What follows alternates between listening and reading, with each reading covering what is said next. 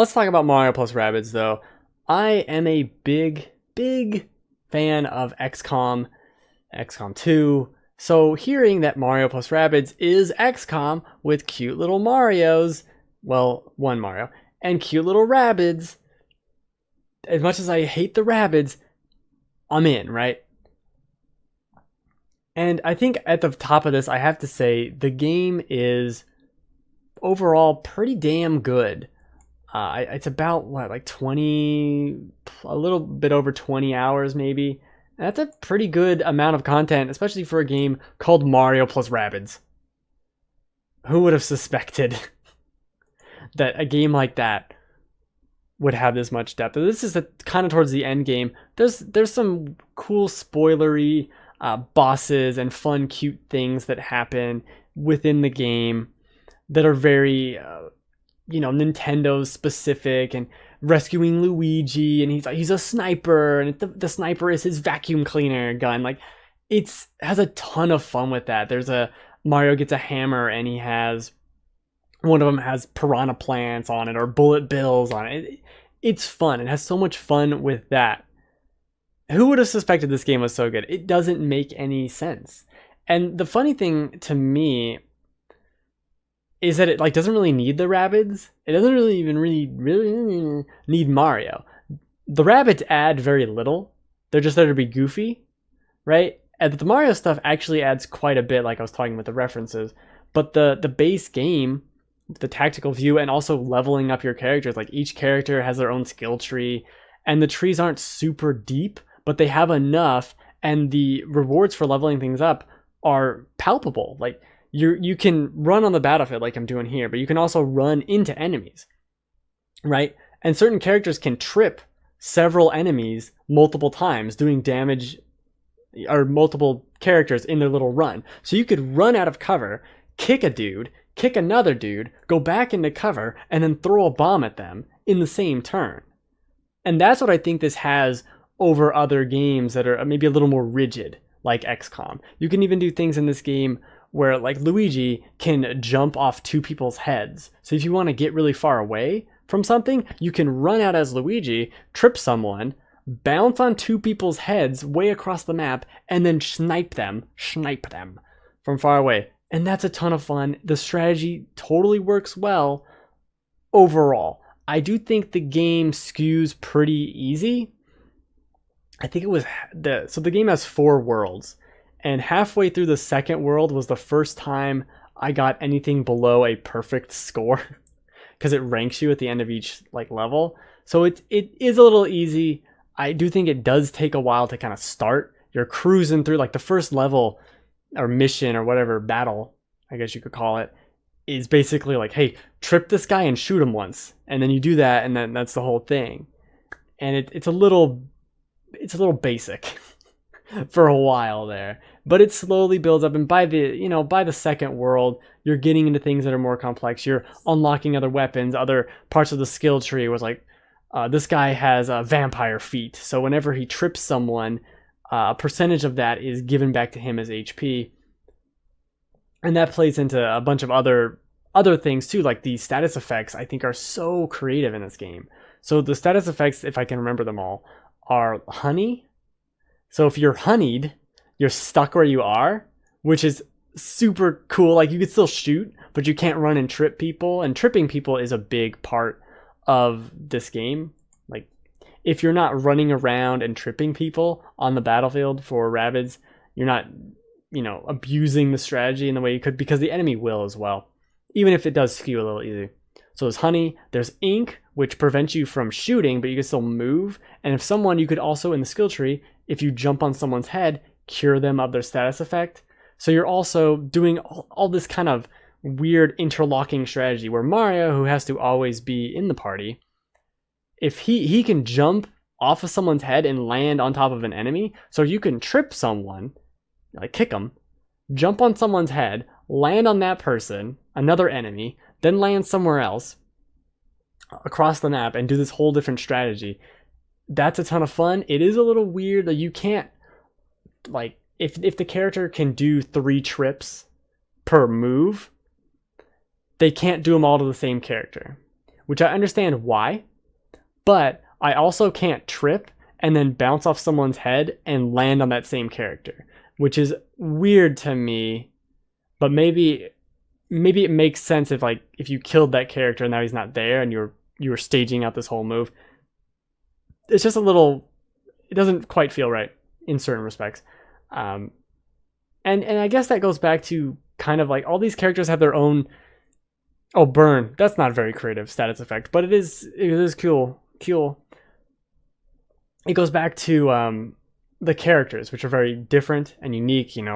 Rabbid Luigi has his little vampire feet and he has a bazooka, and then Peach shows up and has her own abilities with this. If you jump off someone's head and land, it heals around her. So she has these like landing jump heals, which is weird and super unique, and I like that. She has a shotgun of all things. Like I said, Luigi has a sniper rifle, and he has like a little roving tank that targets enemies, and that's a whole other thing to use strategy on that. There's the same way not Overwatch. XCOM had Oversight, I think it was called. That's where I got Overwatch from. This game has that with Mario and Luigi. I just realized Mario and Luigi have that same ability. Where you can now like trigger different other abilities, and then if they come into sight, they shoot them again. And that going back to the status effects. Bounce is a critical status effect that like bounces them around the world, and if they fall off the map, they take bonus damage. There's push, which pushes them, obviously. Bounce is more of like a pew off the map, but push is like you're still on the land, and it can hit other characters and knock them all around, including your own characters. What's another one? Stone is a status effect towards the end of the game, sort of status effect. And it basically just kills your turn. It kills the next turn. Never had it happen to me, but I did accidentally blow something up in the environment that was part of cover. Some of these larger squares, if they get shot enough, they either get destroyed or they reveal themselves as like, oh, that's flammable, or oh, that's ink. And if I shoot that, even though I can't shoot the enemy, that's going to blow that up, give them that status effect, and leave them out in the open. And that's awesome. So while I do think the game skews a little bit on the easy side, there is a reason for that. And it is a ton of fun, even if it's kind of a fun time cruise. Not that it was like a cakewalk, but as someone who played a ton of XCOM, it wasn't overly... Most of the maps, I would say 80% of the game is just kind of like, okay, and I go here and I go here, and all right. Yeah, there were a handful, maybe 5 to 6 battles throughout the entire game I had to do more than once. So I don't know. I like bragging. It's just not that hard.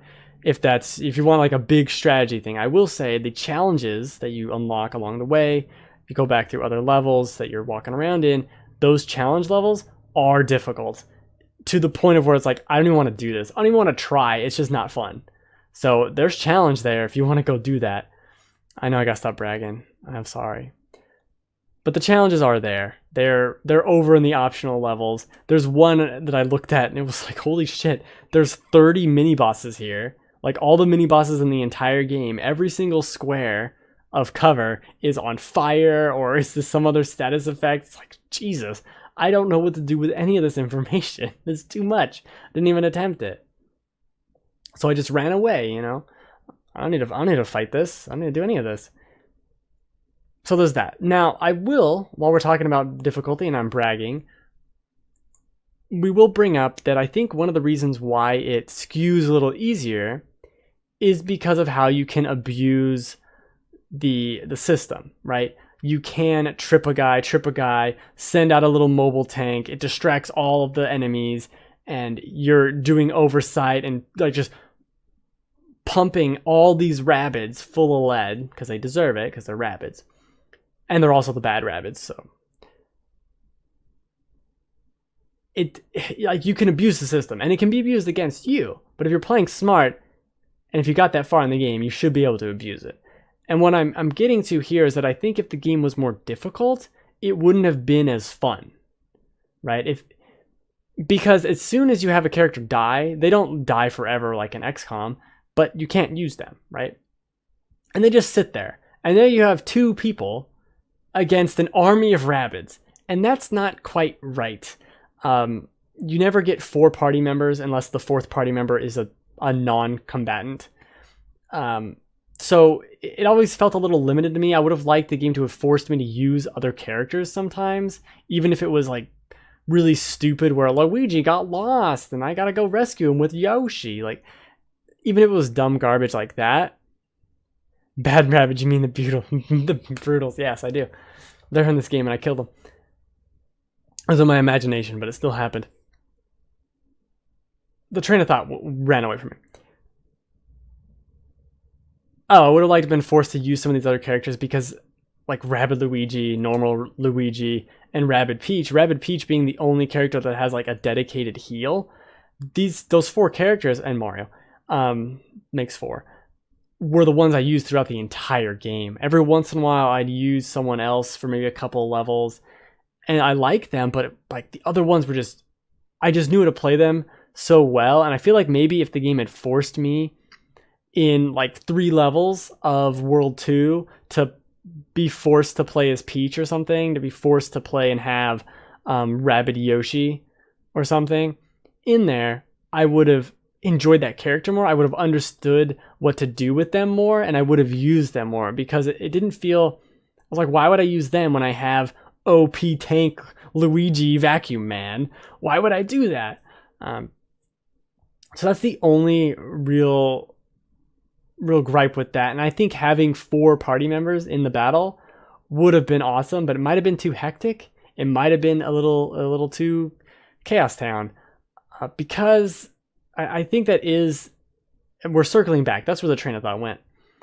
That's where the thing, if it was any more difficult, it wouldn't have been fun, because of how the enemy can abuse its own systems that you use against it. And that's what I saw in those bonus levels of like, oh, you guys just went hog wild. And that's why this game is easy, because as soon as you made it more difficult, as soon as you add, 6 more enemies onto this field and they do 20% more damage, as soon as you did that, this is a skill tree, as soon as you add all that stuff, it's not fun, right? It just would completely kill the fun. So they found this nice spot in the difficulty where it's just enough, but not too much, because like I said, that too much would have been like, I don't even want to play this game. This is fucking stupid, garbage, it's rigged, and people would have hated on it. So they kind of had to tone it down a little bit. And I have evidence for this in the 2, or at least 1, most excruciatingly annoying difficulty spikes I've seen in the game in a long, long time. Now, it makes sense, and I'll excuse the final boss for being one of the more difficult fights in the game, because it is the final boss. Right? It did require several times for me to go through and fight shocking Bowser. But I really enjoyed the fight. It didn't feel like I was too outmatched, right? So fine, we'll excuse that one. The other one cannot be excused. Okay. 2 times in this game that I can recall, maybe 3, but 2 times that's worth noting at the very end of the game, it does a battle, right? And you're like, that wasn't that difficult. And then here's another battle. And you're thinking, okay, what happens if I lose this battle? I'll tell you. If you lose that second battle, you have to replay the first battle. And there's another one that I didn't fail on, but was 3 battles in a row. And I played that last battle so safely because fuck you, game. I'm not playing through 2 levels again just to do this shenanigans. And it's the only time the game ever did that. So I don't know why, and I don't know why they didn't adjust the language of like the retry button to tell you like, hey, you're going to go back to the beginning. Anyway, World 4, Level 5 has a fight that's pretty simple. I could get through it without really getting hit because I did it several times. And then a mini boss. And this mini boss has a devastating attack that can do like, I don't know, a third, if not more, of your HP per character, the hammer strike. He can attract the characters to him, or he can send out a homing tank. And he has a lot of HP, and there's other people on the battlefield. And it comes out of nowhere, this difficulty spike, out of nowhere, this mini boss, and it's just obnoxious. And it reminds me too, of some of these other mini bosses that happened earlier in the game where I was like, Jesus, why is this? You're cruising along and then you know, the wheels hit something and like, what the fuck was that? Why is this so much more ridiculous than what had come before it? And the first big boss fight kind of does that too. And a lot of the boss fights in this game kind of go on too long, where it's like, I get what you're doing, but I would have rather had more strategic battles than just another form of this boss where I have to shoot him a bunch more. But anyway, this difficulty spike was terrible and I hated it. And I wasn't close to quitting, but man, it really does feel like I'm close to quitting some of these games. I was like, I just don't care. I just don't care anymore. If you're going to do random difficulty spikes in the goddamn Mario Rabbids game, especially when the rest of the game wasn't like this, it's weird. It's weird, but barring the difficulty spike, fine. I guess I should touch upon the puzzles and the collectibles you can do in the open little world. That's fun and nice. It's a good thing to have, but it gets a little, it's just kind of there. Not in a bad way, but the puzzles, they don't get difficult, they just get obnoxious. Where it's like, here's 30 switches, and you gotta press them all and try and figure out the way forward. I'm like, I don't really care anymore. And it offers you, like every single match offers you an easy mode for the battles, but it never once would be like, hey, do you want to skip this puzzle? Because at certain points, I would have been like, yeah, let me just skip this puzzle. I do not care anymore. What am I gonna get? Like all the treasure you're gonna get is artwork or some kind of music sound that I can play in the museum. Who cares? Just let me skip it. I don't need to do this puzzle. Oh, it's gonna heal Mario. Like, I don't, it doesn't matter. I don't need more coins. I don't need more money. I don't want to do this obnoxious puzzle as much as I love puzzles. Because these are really trial and error annoying ones sometimes where it's press a button and the camera slowly pans and then it's like something shifts and you have to watch it and you can't see it. Like the camera never quite works right where you can see everything you need to see in the puzzle or even in the battles. There's no option to zoom out in the battles, which is crazy. So the camera works against the puzzles too. It's weird. It's a weird thing that I feel like they could refine this and make it more along the lines of just the battles, just the fighting, because that's the solid foundation here. And for the bulk of it, I really, really enjoyed it. It's tough though. In a year like this where there were so many great games, as good as this game is, I don't know if I could say it's one of the best games of the year or even like last year. It's really good. I really enjoyed it. But there's something off about it. I don't know. I don't know what it is. Any questions, Delphox, about my ramp? Like, oh, there's some things like that too. I guess it'd play it safe. Yeah, play it safe. You should play it safe. You have to play it safe in the silly little rabbit world when all these guys shooting you in the face with laser guns. Come on.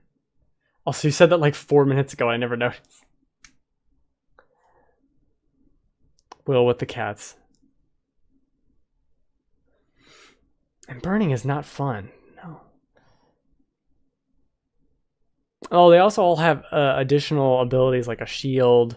It's like the oversight. And you can kind of, like you could move, shoot, and use a special ability per turn. So you can do one of each, or none if you just wanted to be weird. And then your special abilities, like you'd have two, and you get to pick one, and they'd have a 2 turns, and then they come back. There's a lot of fun systems going there. I kind of wish there was just more foddery weirdness to do with it. Like that, I got pushed off the thing. Thanks a lot, Peach, you weirdo. I don't know. I'm trying to figure it out right now. I think I do like this game quite a bit. I was just soured by the end. But overall, it's a pretty great game. It's a shame it came out this year and will not win anything. That's unfortunate. All right, this is a show recorded live, 3 p.m. Pacific time, twitch.tv/thegamefanatics. Do you think I should buy this game? You, Delphox. I don't know. Yes, the correction of lowercase think was what I needed. I don't know. Maybe. I think it's really good. I think you could probably maybe pick it up for... It's not going to get cheap anytime soon. That's the thing.